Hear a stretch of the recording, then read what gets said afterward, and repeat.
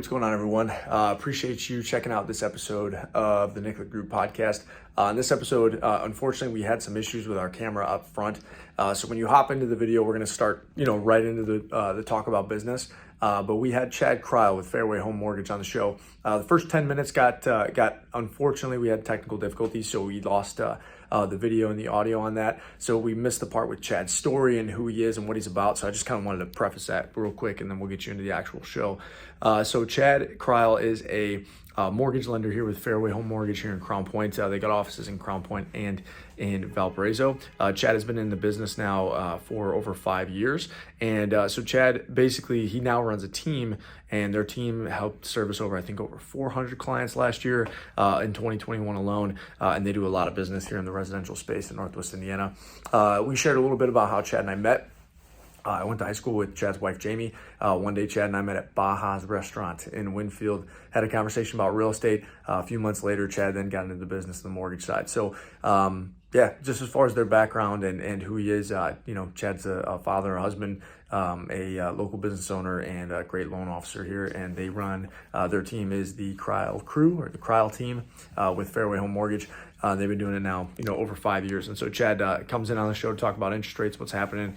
And unfortunately, we missed that part of the show. We lost it for you guys to kind of get to know Chad a little bit and his background and everything. But hopefully that helps a little bit. Chad's awesome. And I hope you guys, he's one of my closest friends. So obviously, we've got a good connection and relationship. So hope you guys appreciate the show. Would love your feedback, any comments or anything. And enjoy episode 9 of the Nickla Group podcast with Chad Crile. Thank you for watching. Yeah, all right, man. So let's talk. So obviously, amazing what you guys have done in a short period of time, let's talk about the market we're in with rising interest rates. Yeah. A lot of people are nervous.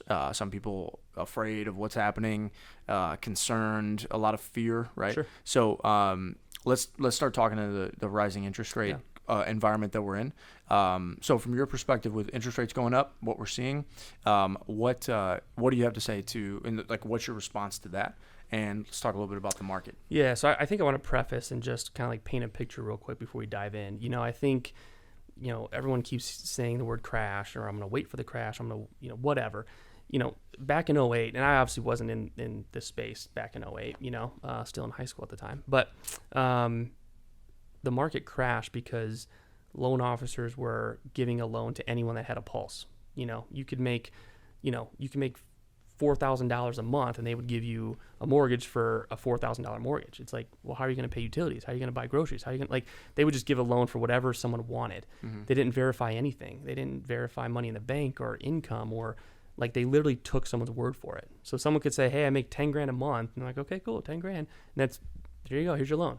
Now there's a ton of checks and balances in place. And so that was one reason the market crashed. Another reason, appraisers were maybe over appraising homes to help out an agent get a deal done. And, so someone bought a house, day one, they were upside down in equity, And so there's just a lot of stuff that I think it won't could a crash happen? I don't know. Maybe no one has a crystal ball, but it's not going to be because of rates are increasing. Back then it was because of just ill practices that, some financial sectors were doing. So for sure. But to answer your question, rising rates, obviously it's terrible seeing, from someone that wants to buy a house, because someone's purchasing power at, let's say, a 3.5% interest rate compared to a 6% interest rate is a lot different. Yeah. Maybe they can get pre-approved for $250 if rates are 3.5, or and then at rates at 6, they can only get pre-approved for $175. That's a big difference in house, especially when we're seeing such great appreciation in Northwest Indiana too. Right. So yeah, absolutely. I think that the reason rates are going up is to kind of curb inflation. That's one of the main things. There were a couple of things this year as to some macroeconomic things that happened, like the war in Ukraine. Anytime there's a war, or a presidential year, there's gonna be a new presidency coming into office. Anytime there's big, good or bad, things like that happen in the economy, rates are kind of volatile.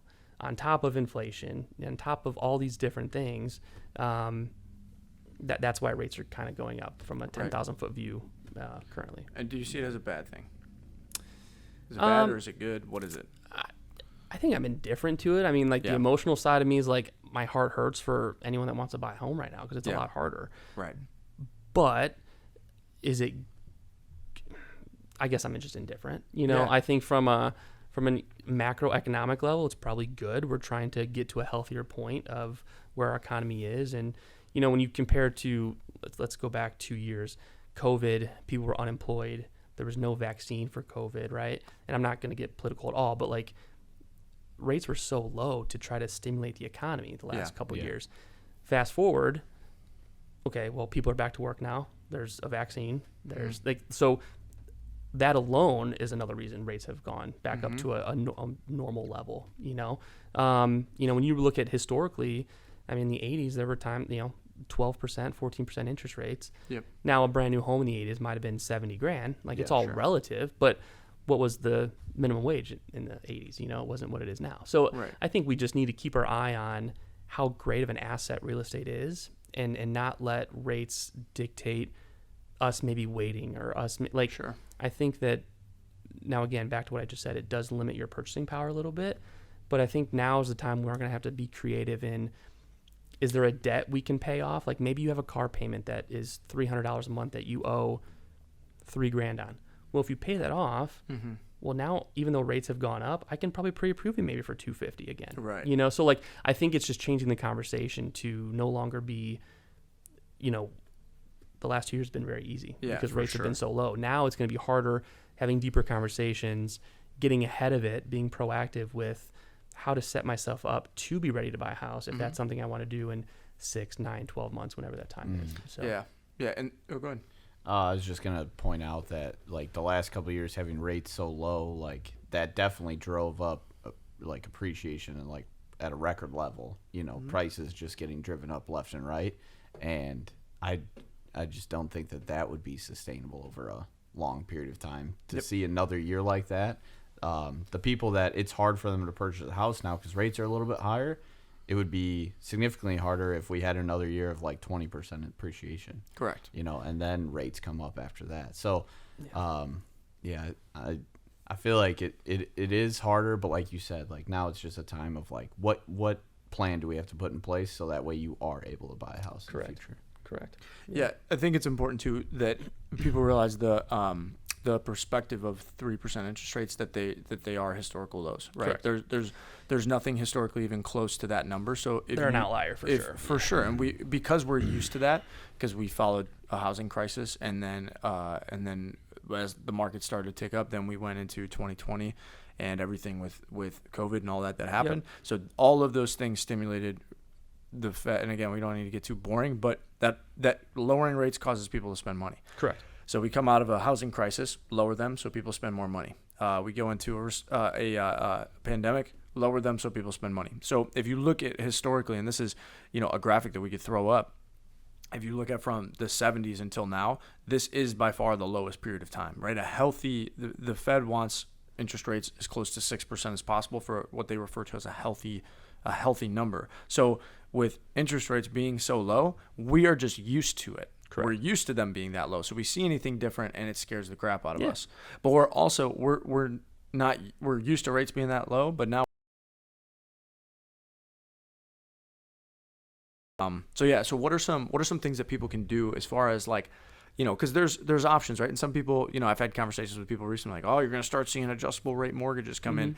They're associating that with 2008, but that's not necessarily what that means. So, like I personally have an adjustable rate mortgage on my house. Yeah. So touch on what are some options for people, going into maybe getting a lower rate or some scenarios where it makes sense to might go with an ARM or something like that. Yeah, great question. I think you nailed it. I mean, an ARM or an adjustable rate mortgage has such a negative connotation because of the market crash. But back then, again, there were balloon payment. There was all this just stuff that doesn't exist now. You know, there's a lot of federal like red tape and stuff that, we even if we wanted to offer those, which we would never, but we couldn't. It's illegal. So, long story short, I mean, I think that ARMs are a great loan program. I mean, there's pros and cons to every loan program. I mean, if you look at just the difference between conventional and FHA, both are 30-year fixed loans. And again, not try to get too boring, but those two alone have pros and cons to them. Yeah. So then you add a layer of some uncertainty with, well, an adjustable rate sounds bad. Just those two words, right? Like no one wants their rate to adjust. But, there's a 5-year, there's a 7-year, there's a 10-year ARM, meaning for the first 5 or the first 7 or the first 10, the rate is fixed. It will not adjust. It will only adjust any year after that until you either refinance into a fixed rate mortgage or another ARM, or you sell the property. So, I'm sure you guys have, info on this too. I mean, the average first-time homebuyer lives in the house for 5 to 7 years on average. Mm-hmm. So if there's a 10-year ARM out there where the rate is fixed for a decade, yep, your rate will never adjust. Right. And let's think about your life in 5 years and 7 years and 10 years. How much has changed in that time? I mean, if you're a first-time homebuyer, like, you may get married. You may have 2 kids in 10 years. You may, I think life is just going to happen to where you may get relocated for work. Like, there's going to be things that come up to where you need to sell before that rate adjusts.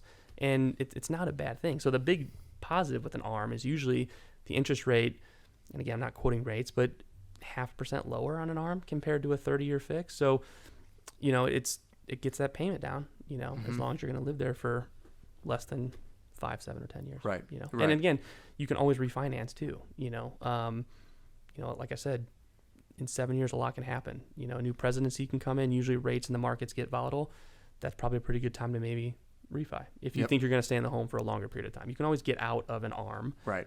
So it's not a bad thing. And that makes sense. So, think about a lot of the people that we work with are younger buyers. So it's one of those things where if their plan is 3 to 5 years in a house and you have a 10-year ARM, it's a no-brainer. Totally. Right? As opposed, and what's the worst case scenario? The worst case scenario is 10 years from now that if the rate is higher, let's say they got a rate at 5.5% just for easy. Let's just say 5% for easy numbers. Yep. We're at 5% on a 10-year ARM and we hit year 10, right? What happens, Chad? Let's say rates are at 10%. What happens to that person? Again, not to get boring, but there's a cap, there's a margin, there's an index. There is a cap, the highest an ARM can go to based on where the market is at that point. So if the market's at 10%, maybe the cap is 2. So if you locked in at 5, the highest your rate can fluctuate is 7. Yep. So let's just pause there for a second. If the market rate is 10%, and the highest yours is going to 7, you should be pretty happy. Yeah. Right? Absolutely. Let's not forget in that climate, you are pumped. If you have a 7% interest rate and a friend's buying and they're like, dude, I'm at 10.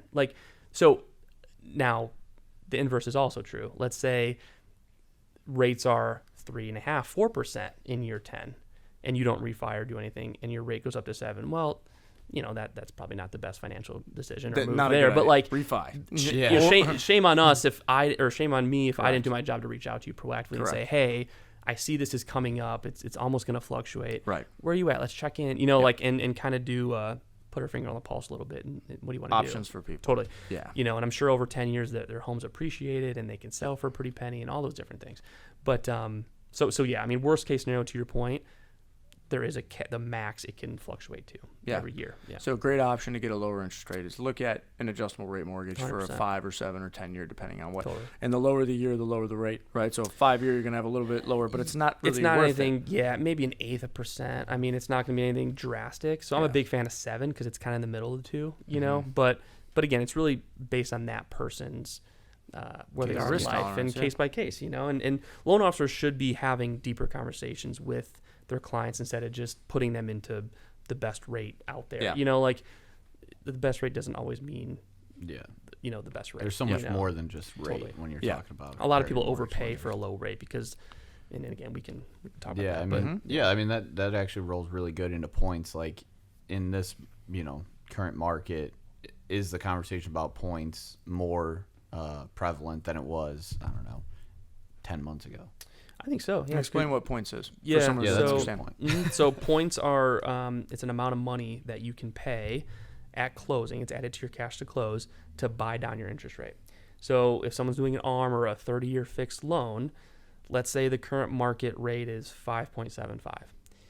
Well, if they paid 1 point, so 1 point equates to 1% of whatever they're financing. So if they're pulling a mortgage out for $250,000, 1% is $2,500. Okay. So $2,500 will be added to their cash to close to buy down their rate. So let's say no points are at 5.75. Maybe a point gets them to 5.5. It doesn't get them from 5.75 to 4.75.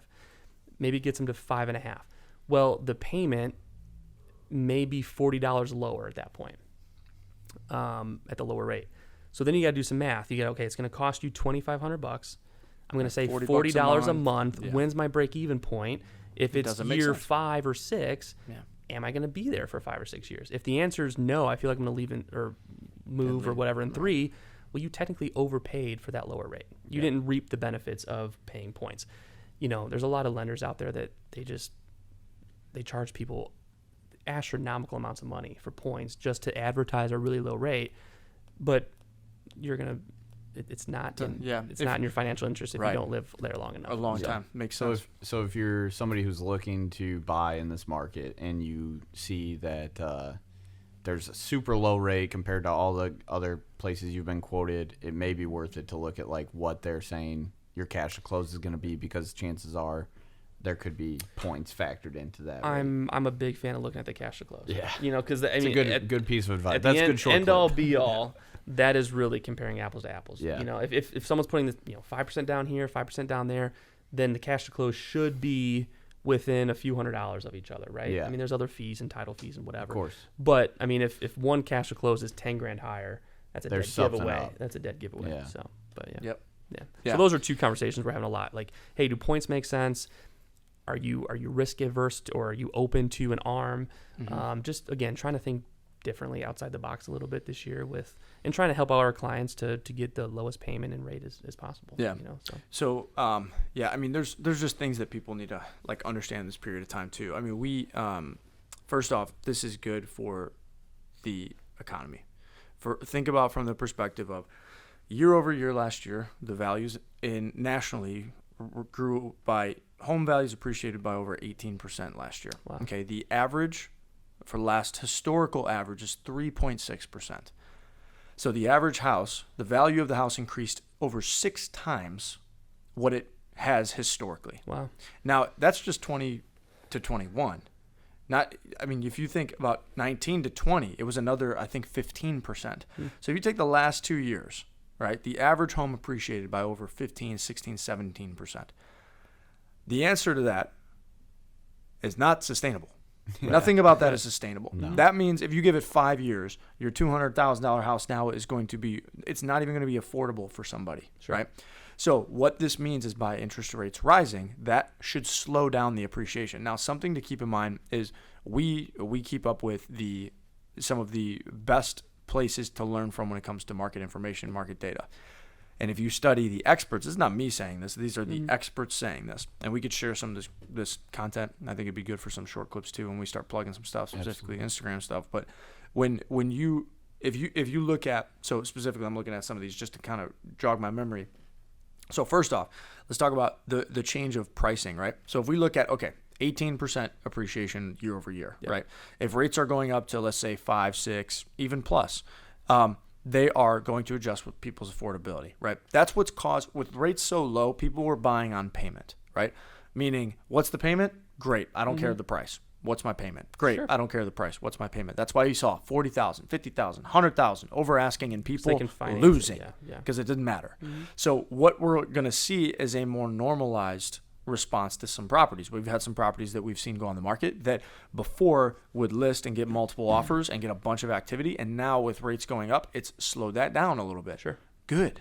Yeah. Good. Yeah. Right? So if we look at historically, you go from this graph here, 1993 all the way till now, right? This is tracking, there's 6 different occurrences where rates rose by over a percentage point, right?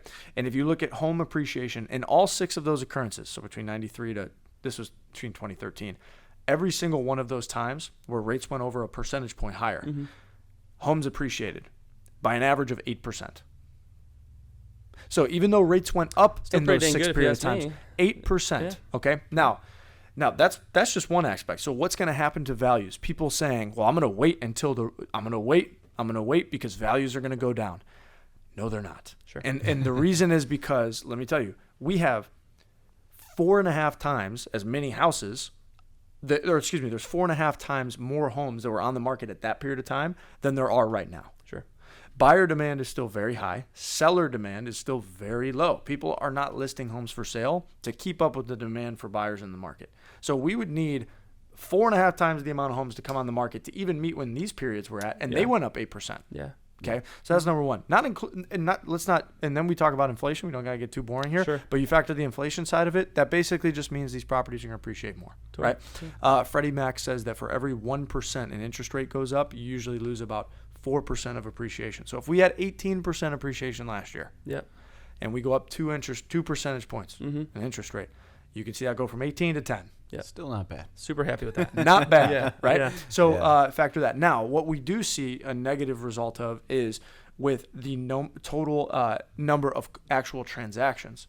So now in Northwest Indiana, we're significantly higher in transactions this year than we are last year. It's actually a lot farther than I would have expected. But same thing, they track the same amount, right? Percentage points, how higher interest rates go, same thing. The only thing that we see, if you factor out 2008, if you take it out, right, during that period of time, the total number of sales went down 4%.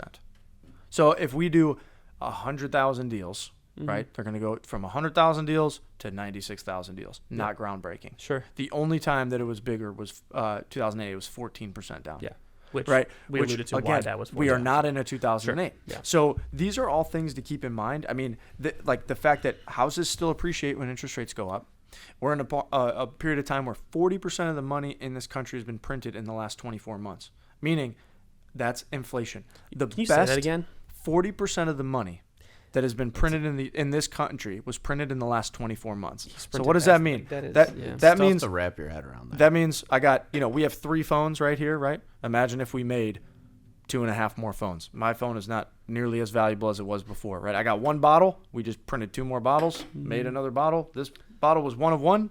Now it's 2 of 2. It's not nearly as valuable. Correct. So what does that mean? That means a house that was $100,000 because it is now worth a lot more because the value of the dollar is worth way less. So we have to understand these things. And if you look at too, then you factor in the amount of people listing homes for sale, it's significantly lower. Right? But buyer demand is significantly higher. Right. So then you factor in too, again, we're talking about interest rates.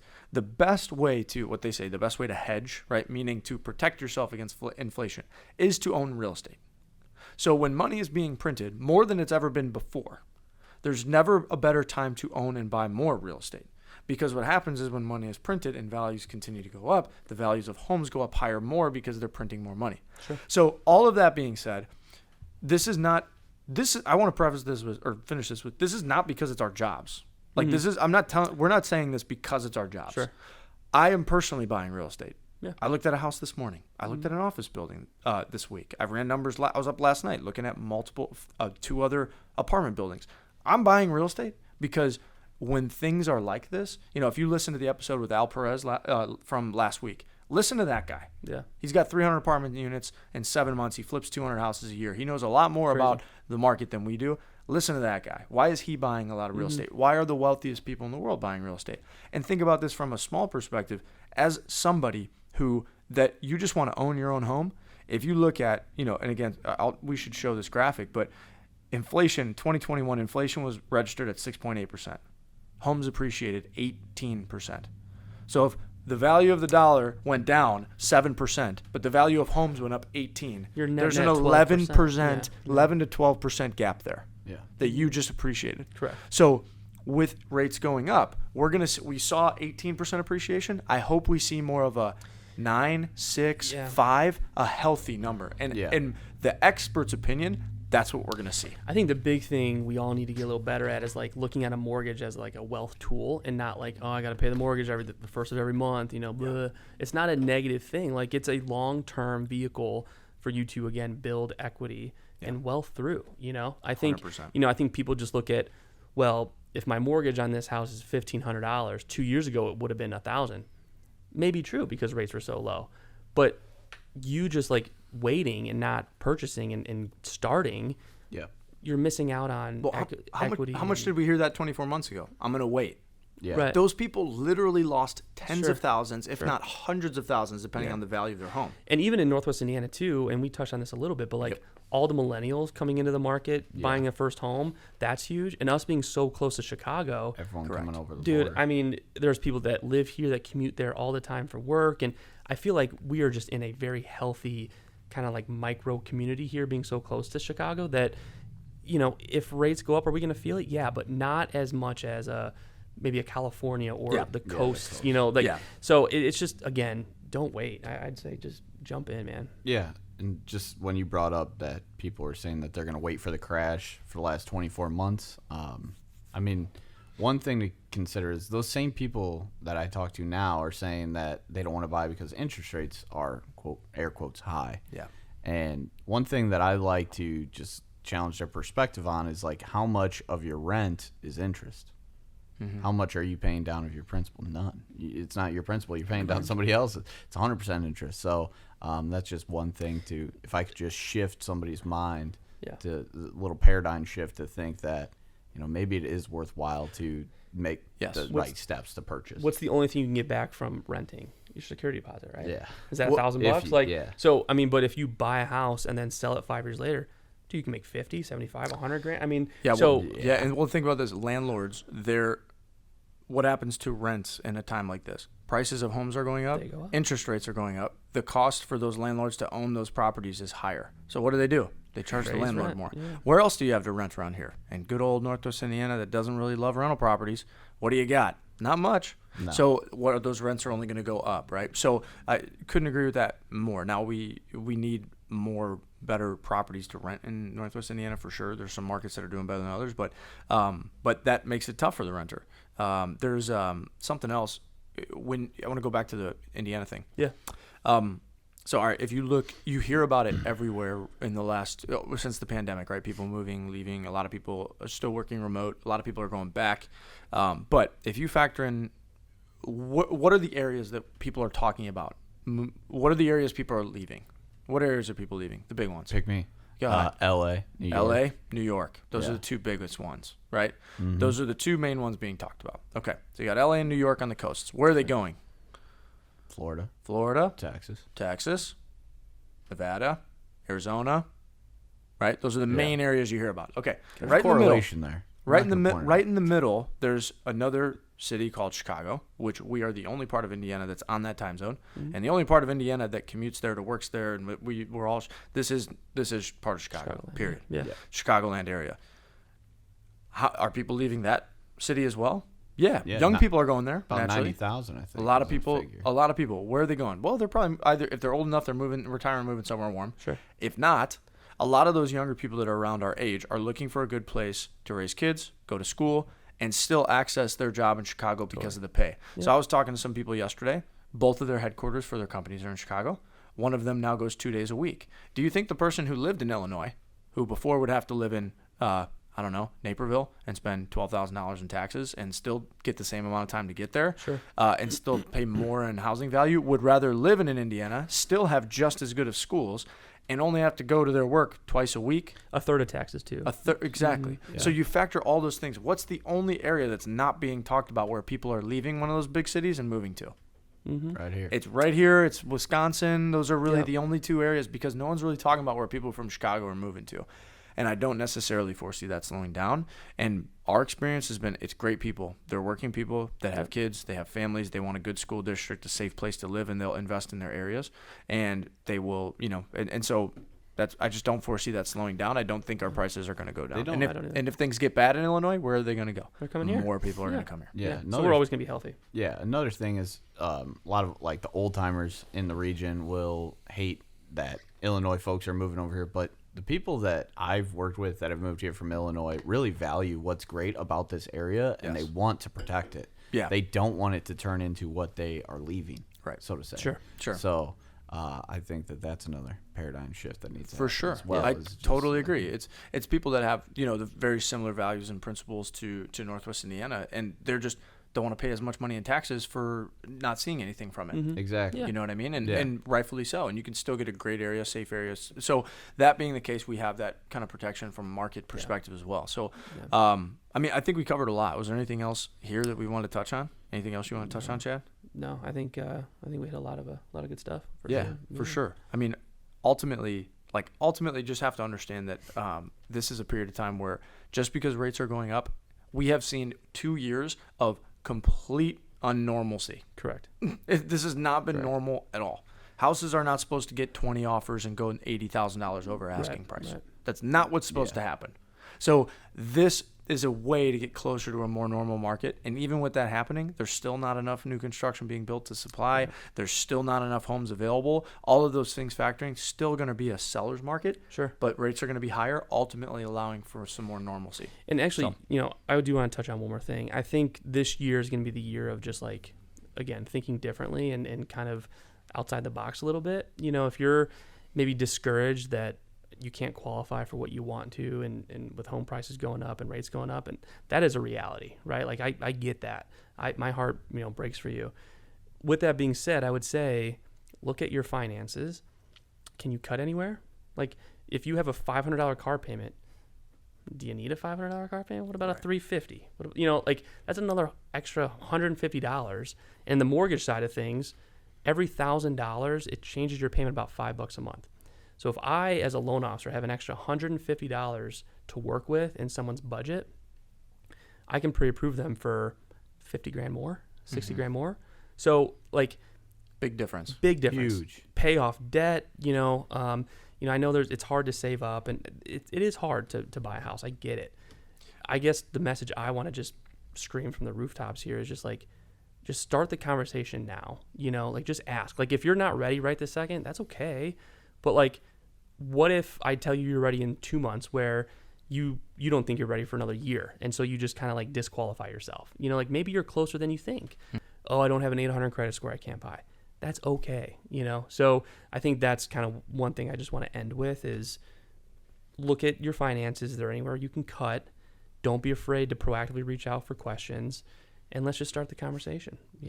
Yeah, if somebody wants to get in contact with you, if they're wondering if they could qualify for a mortgage or, what next steps they have. I know your team has a pretty sweet, credit coaching program. We do. Touch on that? Yeah. How So would they get good question. in touch with you? So obviously you can reach out to me or any of the other 8 awesome people I get to work with every day. But we have something called Credit Tool at Fairway.